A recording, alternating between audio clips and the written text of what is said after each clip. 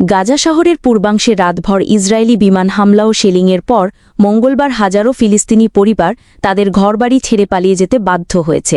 রাস্তায় দেখা গেছে শিশু, নারী ও বৃদ্ধরা হাতে সামান্য জিনিসপত্র নিয়ে নিরাপদ আশ্রয়ের খোঁজে এগিয়ে যাচ্ছে।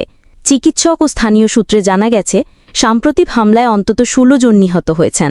গত ২৪ ঘণ্টায় নিহতের সংখ্যা দাঁড়িয়েছে ৭১ জনে। এর মধ্যে নারী ও শিশুদের সংখ্যা উল্লেখযোগ্য। অন্যদিকে জাতিসংঘ ও মানবাধিকার সংস্থাগুলো বলছে, গাজার পরিস্থিতি ভয়াবহ আকার ধারণ করেছে। ক্ষুধা ও অপুষ্টির কারণে এ পর্যন্ত ৩০০রও বেশি মানুষ মারা গেছে। প্রতিদিন নতুন করে ক্ষুধায় মৃত্যুর ঘটনা ঘটছে। আন্তর্জাতিক মহল, জাতিসংঘ, ইউরোপীয় ইউনিয়ন ও পোপ সবাই ইসরায়েলকে মানবিক সহায়তা পৌঁছাতে সুযোগ দেওয়ার আহ্বান জানিয়েছে। তবে ইসরায়েল বলছে তাদের লক্ষ্য হল হামাসের ঘাঁটি ধ্বংস করা। মানবিক সংকট এখন চরমে, আর ফিলিস্তিনি পরিবারগুলো এক অনিশ্চিত ভবিষ্যতের দিকে ধাবিত হচ্ছে।